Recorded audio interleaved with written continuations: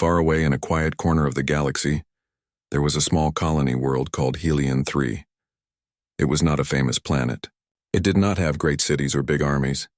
It was a farming and mining world, full of ordinary people who worked hard and dreamed of better days. The sky of Helion 3 was pale blue during the day and filled with 2 small moons at night. Life there was simple. Children went to school, farmers worked in the fields, and miners dug deep into the planet's red mountains for rare metals. Everyone believed they were safe under the protection of the Galactic Concord, the great union of species that promised peace among the stars. For years, Helion 3 lived quietly, sending minerals and food to the Concord's central worlds. They trusted that if danger ever came, the Concord fleets would come to help them. But all that changed one quiet evening when the stars began to move. At first, the movement was small, just strange flashes on the outer radar grids. The local space traffic officers thought it was a storm of space dust or maybe a meteor cluster. But within hours, the signals grew stronger, clearer, and much more frightening. The sensors showed huge objects moving toward the planet. They were not Concord ships. They did not match any known design. Their shapes were uneven, alive, almost breathing. When the first close-range scan came in, the operators froze. The ships were not made of metal alone. They seemed to be a mixture of metal and organic tissue, like something grown, not built. The data made no sense. The technicians sent the report to the governor immediately. Governor Lyra Ansel was a calm and intelligent woman, known for her quiet confidence. She had served Helion 3 for 10 years and had faced many challenges, but nothing like this. When she saw the report, she ordered a full planetary alert. The defense network activated, patrol ships took flight, and civilians were told to stay indoors. Still, she hoped it was a mistake, that the strange fleet would pass them by. But then the enemy came out of the void. The first attack was sudden and brutal. The sky above Helion 3's northern continent lit up with fire as orbital defense satellites were torn apart in seconds. The attackers moved like predators. They did not respond to any hails, warnings, or identification requests. They simply destroyed everything in their path. The colony's outer settlements were hit next. Communication lines broke one after another as panic spread across the planet. Governor Lyra ran to the central command dome, her mind racing.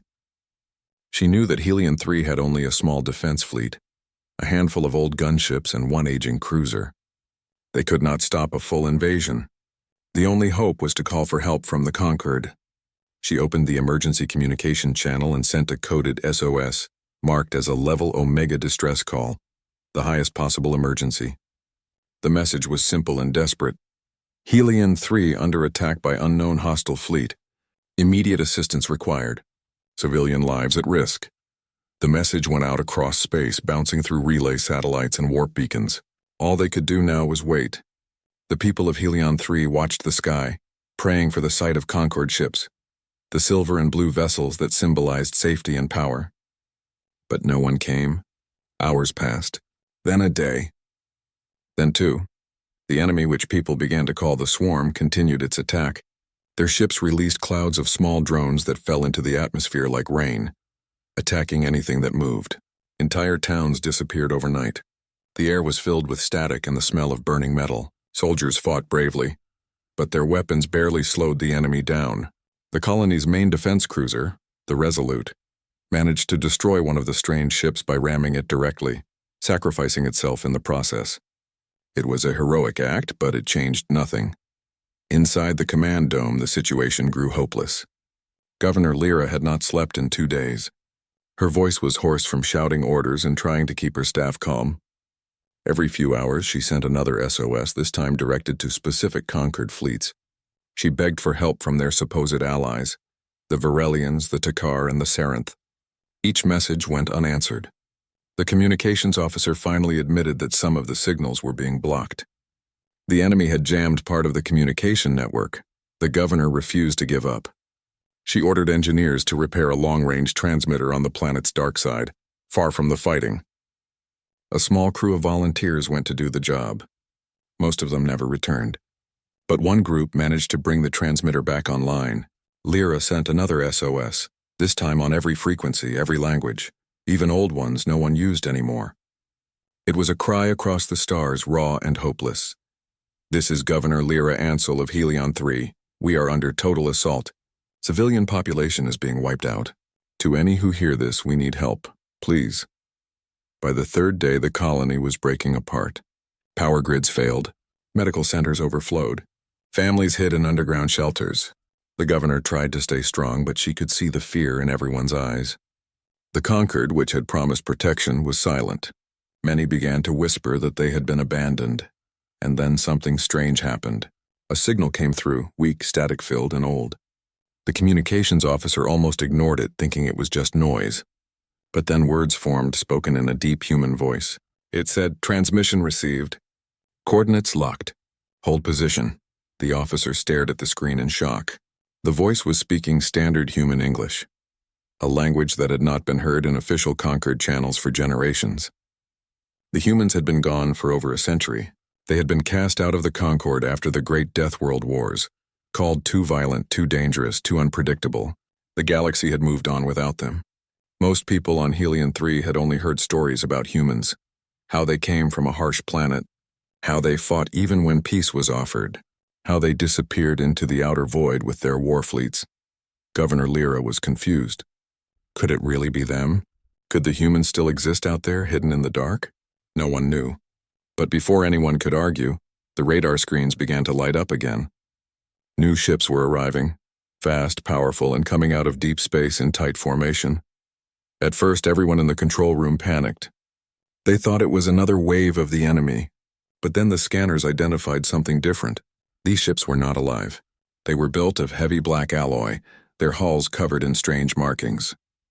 They moved with terrifying precision, forming a wall between Helion 3 and the attacking swarm. A few seconds later, the voice returned, clearer this time.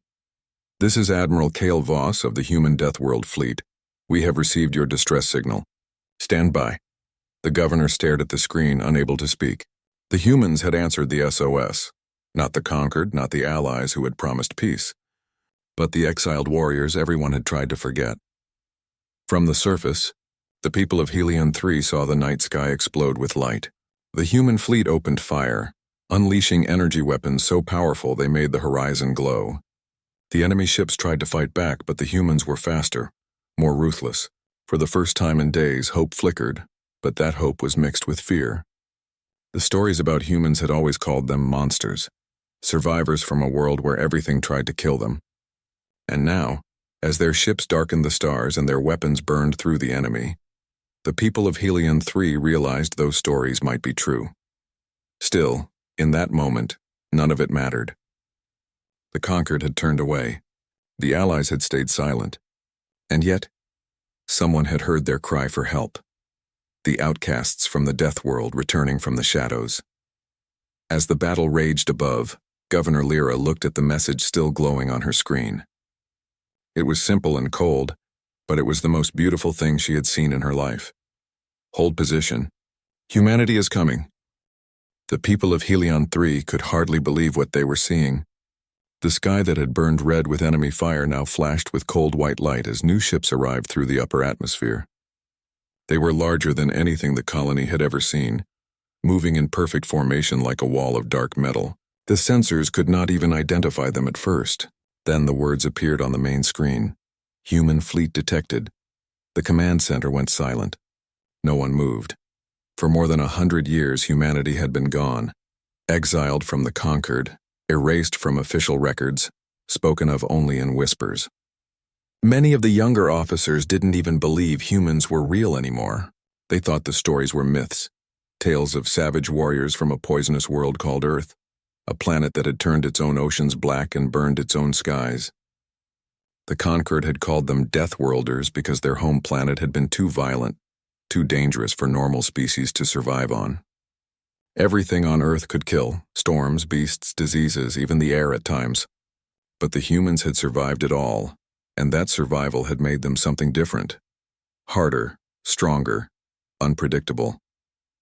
Governor Lyra Ansel watched the dark shapes move across the upper atmosphere. Her heart pounded. "Open a channel," she said quietly. The communications officer hesitated, hands shaking. "Governor, are you sure?" I said open it," she repeated. The static filled the room for a moment, then cleared. "This is Governor Lyra Ansel of Helion 3, she said. "We are under attack. Our defenses are failing. Please identify yourselves." There was silence for a few seconds. Then a voice came through, deep and calm, with a tone that carried both command and weariness. "This is Admiral Cale Voss, Deathworld Fleet Command. Your message was received. We're taking control of the defense operation. Stand by." No one spoke. The words hung in the air like thunder. The governor looked at her officers. "Deathworld Fleet," she whispered. "That means they're real." On the surface of Helion 3, civilians watched from their shelters as streaks of fire lit the sky. The human ships didn't wait for orders from the Concord. They acted instantly. Squadrons of black vessels broke formation, diving toward the attacking swarm. Their hulls shimmered with strange shield patterns like living armor. They moved like hunters, silent and precise. When they fired, the planet shook. The humans used weapons that no one on Helion 3 had ever seen before. Massive rail cannons that shot metal rods faster than light, and energy beams that sliced through the enemy's living ships as if cutting through paper. The swarm tried to scatter, but the humans surrounded them, closing every escape route. It was not just a fight. It was an execution. Governor Lyra stood frozen in front of the main display. "They're saving us," one officer said quietly. Another muttered, "Or destroying everything." Because wherever the human weapons struck, the explosions spread wide, too wide. Some of the colony's upper atmosphere defense stations were caught in the blasts. Civilian satellites burned. The humans fought without hesitation, without restraint. To them, victory mattered more than safety. Within the first hour, 1/3 of the enemy fleet was gone. The humans moved like they had done this 1,000 times before. Their coordination was perfect. Every move calculated, every attack efficient. The Deathworld fleet did not fight for glory. They fought to end the threat completely. Down on the planet, people began to talk about them with mixed feelings. Some called them saviors. Others whispered that they were demons. Stories spread among the shelters. That humans had once wiped out entire planets to win wars. That they were banned for using forbidden weapons. Yet now those same weapons were the only thing keeping Helion 3 alive. In the command dome, Lyra tried to contact Admiral Voss again. "Admiral," she said, "thank you for responding." "We are grateful, but I must request that you coordinate with the Concord defense." The Admiral interrupted her. "Governor, there is no Concord fleet here. Only ours. Your allies abandoned you. We did not." The cold truth in his voice made her chest tighten. "You have no authority to—" She started, but he cut her off again. "Authority is earned, Governor. Survival is owed." Then the line went dead. All across Helion 3, the humans began their counterattack. Small landing craft dropped through the clouds, each carrying soldiers in heavy armor, their helmets reflecting the flames above. They looked nothing like conquered troops. Their armor was scarred, thick and functional, built for survival, not appearance. They didn't smile or speak to the colonists they passed. They simply moved with quiet, frightening focus. The first wave of human soldiers landed near the capital city. They set up barricades, field hospitals, and heavy guns within hours. Their machines worked fast, digging trenches and setting up energy shields that glowed faint blue. When the swarm sent another wave of drones, the humans were ready. The colonists watched from windows as the soldiers fought with brutal precision, never retreating, never hesitating. A little boy hiding with his mother in a basement saw one of the soldiers through a crack in the wall. The soldier was tall, his armor dark and scratched. He aimed his weapon at a flying creature that had broken through the defense line and fired a single shot. The creature exploded in midair and the soldier turned, scanning the shadows for more. The boy whispered, "Is he human?" His mother held him close and said softly, "I think so. I think they came for us." In the orbit above, the battle raged on. Admiral Voss stood on the bridge of his flagship, Iron Requiem, a massive vessel shaped like a blade. His face was lined with old scars, his eyes cold and focused. He had seen too many wars, too many worlds fall. He had sworn never to fight under the Concord again. But when his fleet picked up the SOS from Helion 3, something in him refused to ignore it. "These people don't even want us here," one of his officers said quietly. Voss didn't look away from the tactical display. "Doesn't matter," he said. "They're human enough to ask for help." "But Admiral," the officer continued, "the Concord will call this interference. They might see it as an act of war." Voss gave a short, humorless laugh. "Let them." By the end of the second day, the Deathworld fleet had turned the tide. The swarm was being pushed back. Burned wrecks of alien ships fell into the planet's atmosphere like shooting stars. The night sky glowed orange from the debris. The humans didn't rest. Their engineers worked non-stop, repairing damaged ships and scanning the battlefield for survivors. They even sent rescue drones to pull trapped colonists from collapsed buildings. Still, fear hung in the air. No one knew why the humans had really come. Was it mercy? Was it duty? Or something else? Governor Lyra finally received another transmission from Admiral Voss. His face appeared on the screen, pale and tired. "Your planet is not safe yet," he said. "The enemy's infection runs deep. They've seeded your atmosphere. If we don't burn it out, the swarm will return." "Burn it out?" she repeated. "What does that mean?" "Atmospheric cleansing," he replied. "Targeted bombardment to sterilize the upper layers. It will end the infection, but it could kill us," she finished. He nodded once. "Possibly. But if we don't do it, everyone dies anyway." Lyra's heart sank. "There must be another way." "There isn't," he said. "Your conquered allies would argue, debate, and send committees until the swarm devours you all. We don't debate survival. We act." She wanted to scream at him to tell him to stop, but deep down she knew he was right. The conquered wasn't coming. The Deathworlders were all they had. That night, the human fleet began their bombardment. Great lines of fire crossed the sky. The ground trembled as shockwaves rolled through the cities. People huddled in shelters, praying. The swarm ships burned one after another until none were left. The humans had done it. They had saved Helion 3. But the air now carried a metallic taste, and the once clear skies were filled with drifting ash. When the bombing stopped, the colony emerged from hiding. The stars were hidden behind a veil of smoke, and the human ships floated above like silent guardians. No one knew what would happen next. Governor Lyra looked up at the sky and whispered, "They answered us." The Deathworlders answered. Somewhere in orbit, Admiral Voss stood at his command post watching the wounded planet below. "You called for help," he murmured. "And we came." He knew the Concord would hate them for it. He knew they would be called monsters again. But it didn't matter. Humanity had answered a cry for help. And once again the galaxy would remember why they were feared and why they were never truly gone. The air on Helion 3 was heavy with smoke and dust. The sky had turned a dull red, filled with the drifting remains of destroyed enemy ships. Fires burned in the distance where the bombardment had scorched the ground. People came out of their shelters slowly, blinking against the strange light. The attack had stopped, but no one cheered. The silence felt dangerous, uncertain, like the pause between heartbeats before something worse. Governor Lyra Ansel stood at the top of the command dome, staring up at the dark shapes in the sky, the human fleet. Their ships hung there silently, massive and scarred, with faint blue lights glowing beneath their armor. They had saved the colony, but they were not celebrating. No music, no flags, no words of comfort, just cold, efficient presence. It felt like being watched by gods who didn't care if you were grateful or afraid. Her communications officer approached nervously. "Governor, the humans have transmitted new orders." "Orders," she repeated. "From who?" "Admiral Cale Voss himself. They've taken full control of planetary defense. They've declared martial law," Lyra frowned. "They can't do that. This is a conquered colony." The officer hesitated.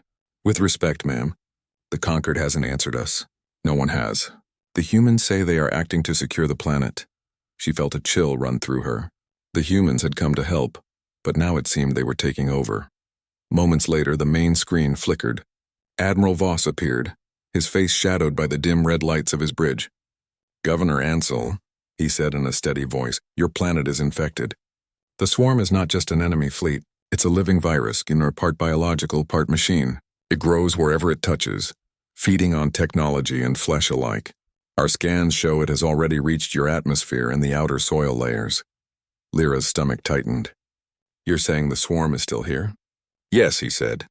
"We destroyed their ships, but their spores remain. If we don't act now, in a few days this world will become part of the hive. Every living thing will be consumed." Her voice trembled. "What do you intend to do?" "We will burn it out," Voss said simply. "Every infected zone, every trace of the swarm's code. Nothing will survive there. That includes parts of your own cities." The command room went silent. The words felt like a knife to the chest. Lyra tried to keep her voice steady. "Admiral, there are civilians in those areas, families, children." He nodded slowly, almost sadly. I know. We will give you time to evacuate.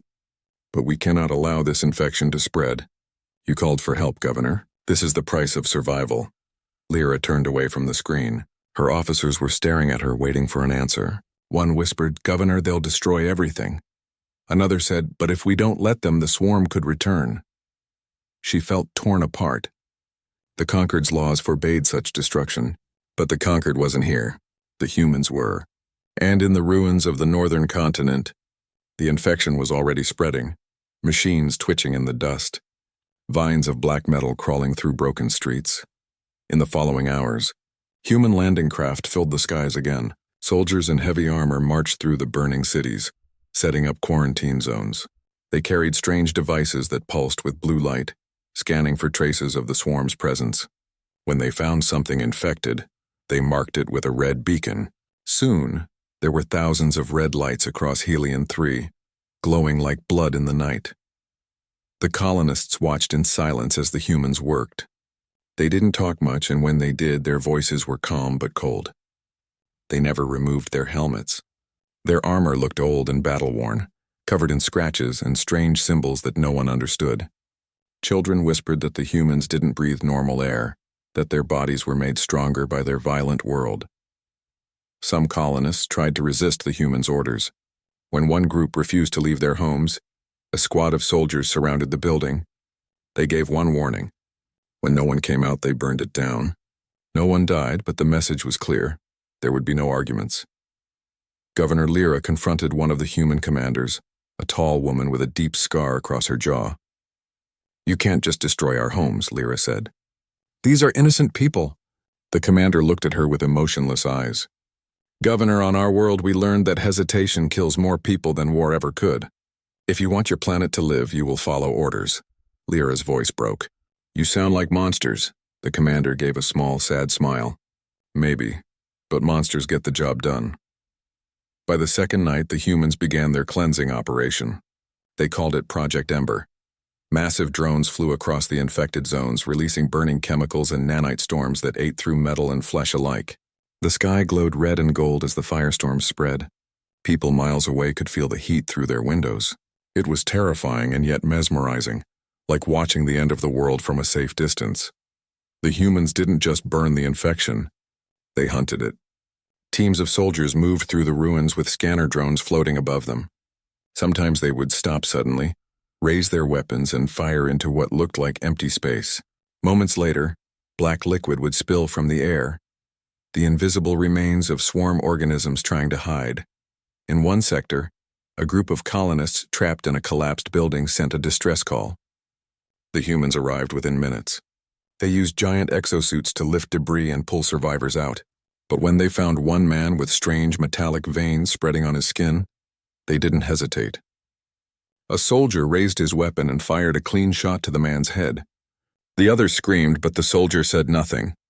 He simply marked the body with a red light and moved on. Governor Lyra watched it all from her command post. Every minute more messages arrived. Reports of burned districts, destroyed factories, thousands of displaced civilians. But with each passing hour, the infection readings dropped lower and lower.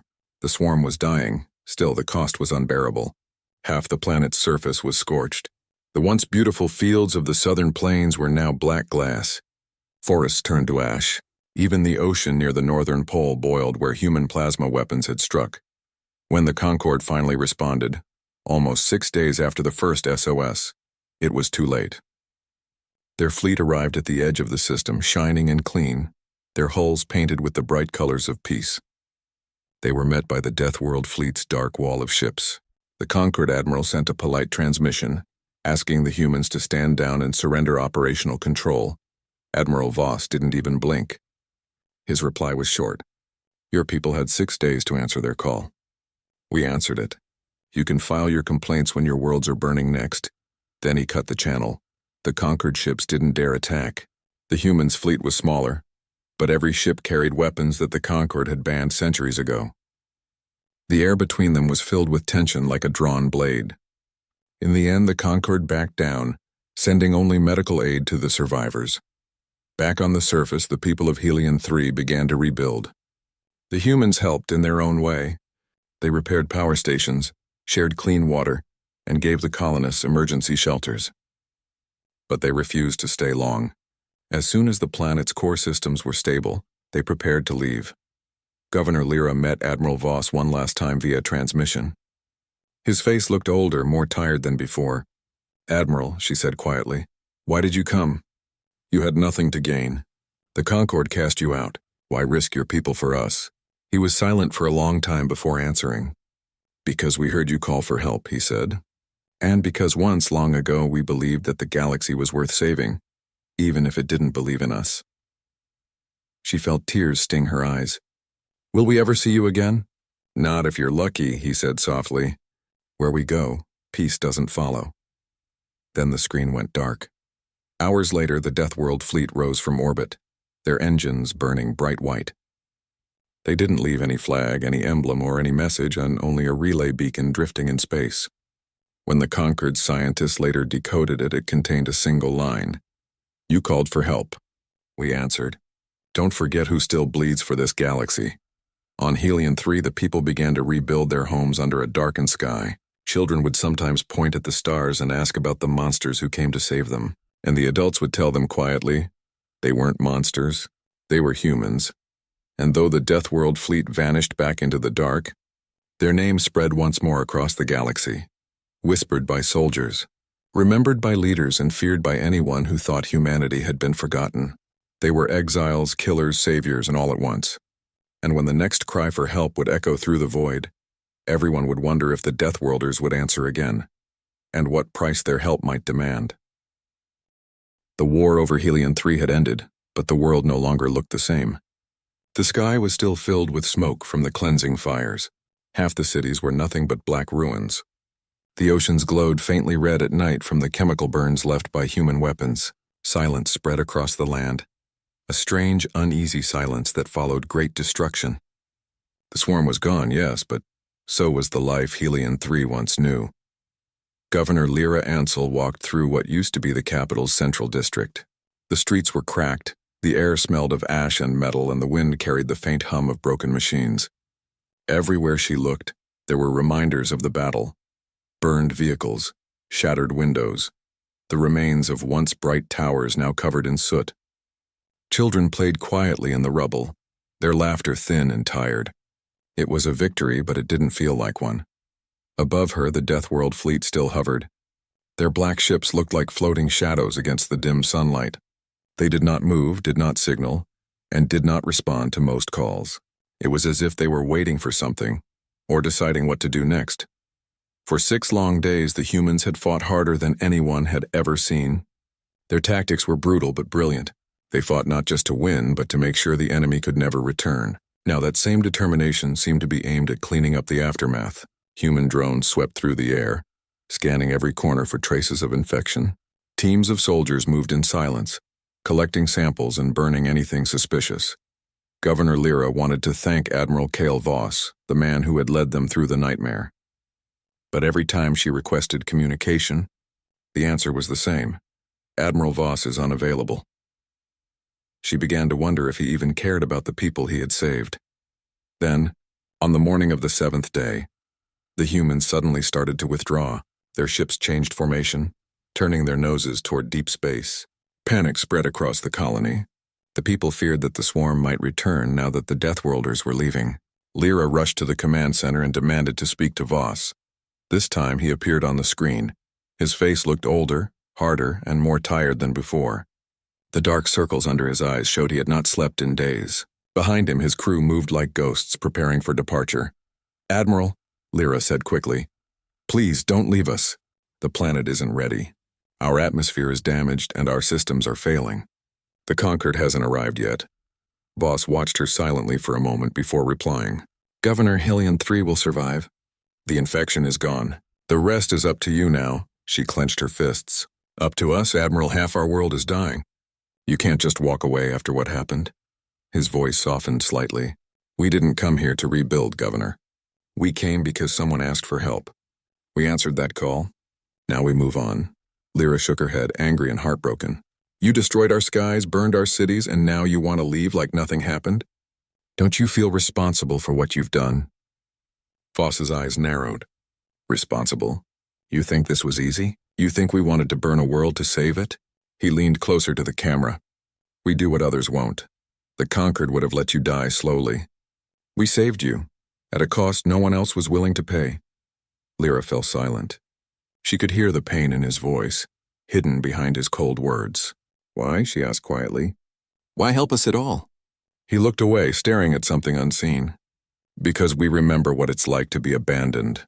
For a long time, neither spoke. Outside the dome, the wind howled across the ruined plains.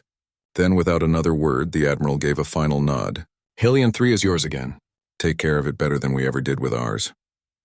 The screen went dark. When the humans finally began to leave, the people of Helion 3 gathered outside their shelters to watch.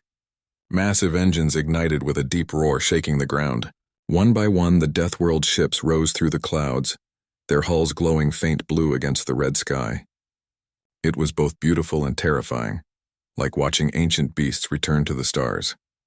The colonists expected some kind of farewell message, a promise of continued protection, or at least a word of hope. But the humans said nothing. Only a single transmission was received, and short and cold. You called for help. We answered.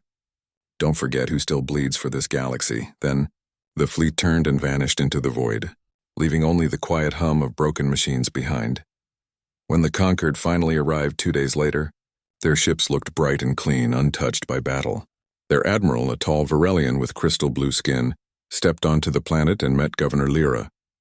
He looked around at the burned ground, the blackened cities, and the tired survivors. His expression was one of polite sadness. We came as soon as we could, he said gently. Lyra's face hardened.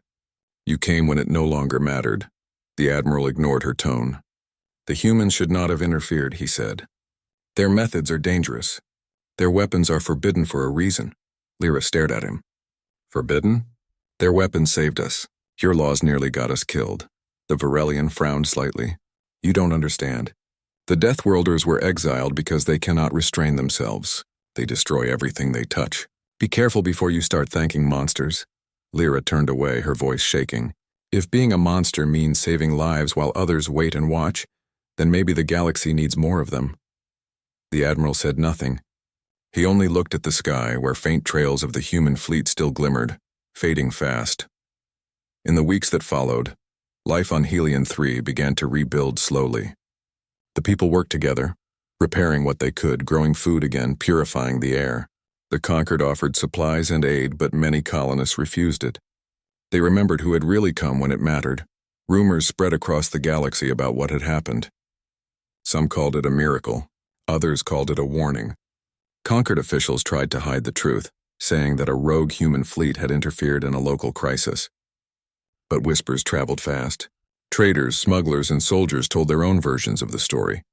Of black ships appearing from nowhere, of fire raining down from the heavens, of humans returning from exile to fight a battle no one else dared to fight. And everywhere the story spread, people began to look at the stars a little differently. Some felt hope, others fear. For if the Deathworld fleet still existed, that meant humanity was watching, waiting somewhere in the dark, ready to return if the galaxy called for help again. Back on Helion 3, Governor Lyra stood on a high cliff overlooking the rebuilt city. The wind blew through her hair as she stared at the stars.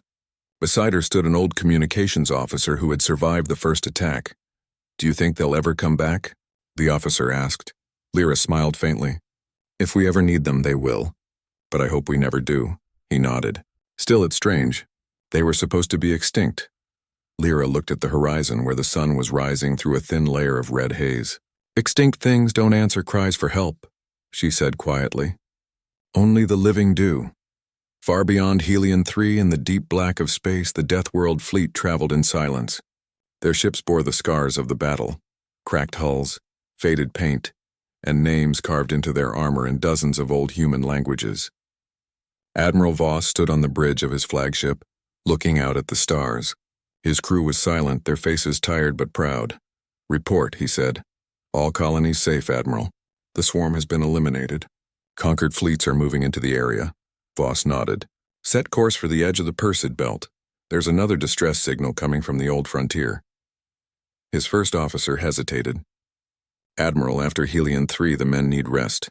Some of them," Voss cut him off gently. "Will rest when the galaxy stops crying for help." The officer said nothing more. The fleet engines came to life again, their blue light shining through the darkness. The ships began to move, slowly at first, then faster, disappearing one by one into hyperspace. And just like that, they were gone. No trace, no name, no proof they had ever been there. Only the memory of their fire remained in the skies of Helion 3. In the centuries to come, the story of the Deathworlders would become legend. Some said they were ghosts, some said they were angels, and some swore they were demons sent to remind the galaxy what true courage looked like. But one thing was certain: when all others failed, when the stars turned cold and silent, it was humanity's Deathworld fleet that had answered the call. And though they vanished back into the endless dark, their message remained. Help, when given in blood and fire, is never forgotten. Years passed after the great battle on Helion 3. The planet had healed slowly, its skies clearing, its oceans turning blue again, and its people beginning to rebuild their lives. The memory of the Deathworld fleet's arrival had become something between a legend and a warning.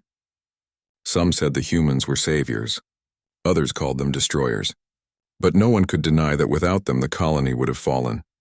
Governor Lyra Ansel still carried the memory of Admiral Cale Voss, his voice, his tired eyes, and the words he had left behind. "You called for help. We answered." Those words stayed in her heart every time she looked at the stars. The galaxy had moved on, but Lyra could not forget.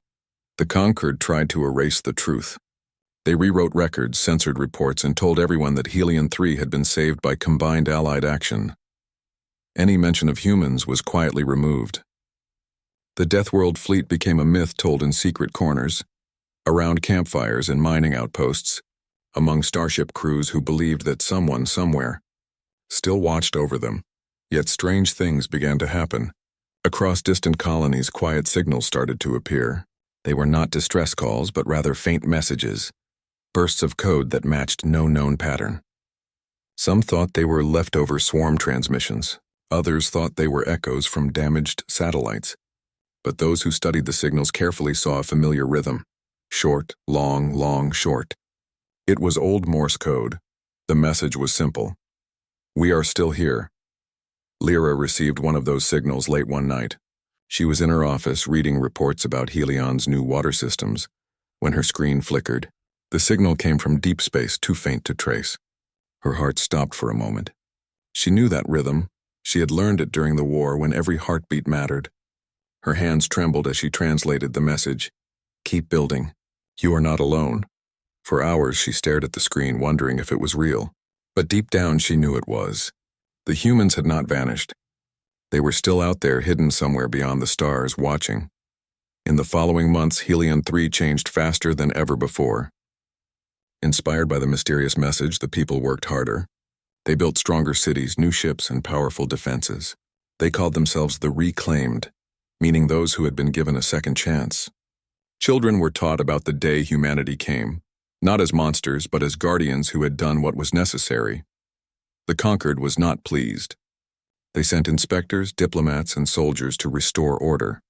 They called the stories of the Deathworld fleet dangerous lies that encouraged rebellion.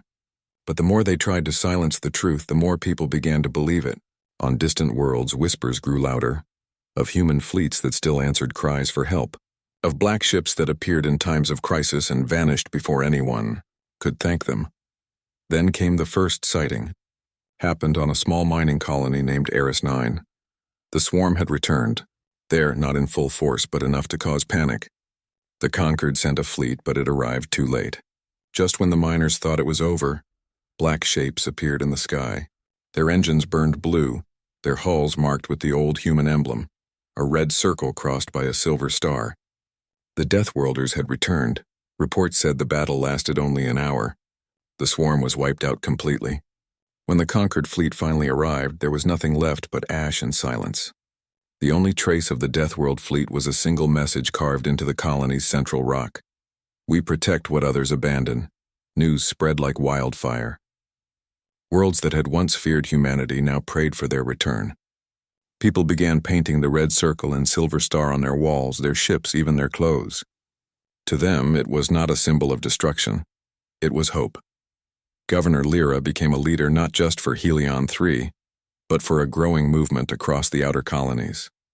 She spoke carefully, never openly defying the Concord, but her words carried weight. "If the galaxy has forgotten humanity," she said in one speech, "then perhaps it's time we remember what they stood for. Courage, sacrifice, and the will to fight for others." In secret, she established a network of stations that listened for Deathworld signals. They called it the Voss Network. In honor of the admiral who had saved them, the network grew quietly, stretching from one end of the frontier to the other, picking up whispers and traces and fragments of human communication, coded messages, old frequencies that no one else could understand. One day, nearly a decade after the Battle of Helion 3, a strange ship entered the system. It was unlike any other vessel seen before, a mix of conquered design and human technology. Its hull was patched, its engines burned unevenly, but it bore a familiar mark, the red circle and silver star. When it landed, a crowd gathered. A single figure stepped out, tall, covered in a worn black flight suit, his face hidden behind a cracked helmet. He moved with the tired grace of someone who had seen too much war. When Lyra approached, he removed his helmet. His hair was gray now, his eyes sharper than ever. "Admiral Voss," she whispered. He smiled faintly. "Governor Ansel, you rebuilt your world." Tears filled her eyes. "You came back." "Only for a moment," he said softly. "The galaxy is changing again. There are worse things coming than the swarm. We can't stay in the light for long." She looked at him, confused. "Then why risk coming here?" Voss's expression darkened. "Because we need you." Those words struck her harder than anything else. For years, humanity had been the mysterious savior, the unreachable guardian. But now they were asking for help. He handed her a small metal device, old, scratched, but still working. "This will connect you to the network. You've built something strong here, Governor. The galaxy is waking up, and when it does, the conquered will fall. We need people like you, people who remember what we fight for." Lyra held the device close, her heart racing. "What are you fighting now?" Voss looked toward the horizon where the sun dipped below the ruined hills. "Something that doesn't bleed," he said quietly. "Something that thinks the galaxy belongs only to the strong. We're going to remind them it doesn't." He placed his helmet back on and turned to leave. "Wait," Lyra said, her voice breaking. "Will I ever see you again?" He paused at the ramp of his ship. "If you ever send another SOS," he said with a small smile, "you know who will answer." The ship lifted off, rising through the clouds, leaving behind a trail of blue fire. People watched in silence, knowing they had just seen something that would change history again. Years later, historians would debate what really happened that day. Some would say it was impossible, that the Deathworld fleet had been destroyed centuries ago. Others would swear they saw the ship themselves. But among the people of Helion 3, no one doubted. They knew the truth. Under Lyra's leadership, Helion 3 became a beacon for freedom and unity. The Voss network connected hundreds of worlds that no longer trusted the conquered. When colonies were attacked or abandoned, help would arrive, sometimes conquered relief ships, sometimes unknown vessels bearing human colors. In time, the conquered began to fracture. People no longer believed in its perfect order. They wanted the fire, the strength, the will to survive that humanity had shown them. The legend of the Deathworld fleet became a symbol of resistance, not against peace but against indifference. And somewhere beyond the edge of known space, the Deathworlders kept moving. They were fewer now, their ships old and battle-scarred, but their spirit burned brighter than ever. They watched the galaxy quietly, answering only the calls that truly mattered. One night, many years later, as Governor Lyra grew old, she stood again on the same cliff where she had once watched the fleet depart. The stars stretched endlessly above her, cold and silent. She pressed the old metal device that Admiral Voss had given her and whispered, "Thank you." Far away, deep in the dark, a signal answered, a single burst of light on her screen, forming the same words as before. "We are still here." Lyra smiled through her tears. She knew then that the galaxy would never again be alone. Humanity, the exiles of the Deathworlds, had become something greater. Not conquerors, not destroyers, but guardians in the shadows, forever bound to answer the cries of those who needed them most. And as her eyes closed for the final time, the stars above Helion 3 shimmered faintly, as if thousands of black ships had just passed between them, silent and unseen, moving once more toward another world in need of saving.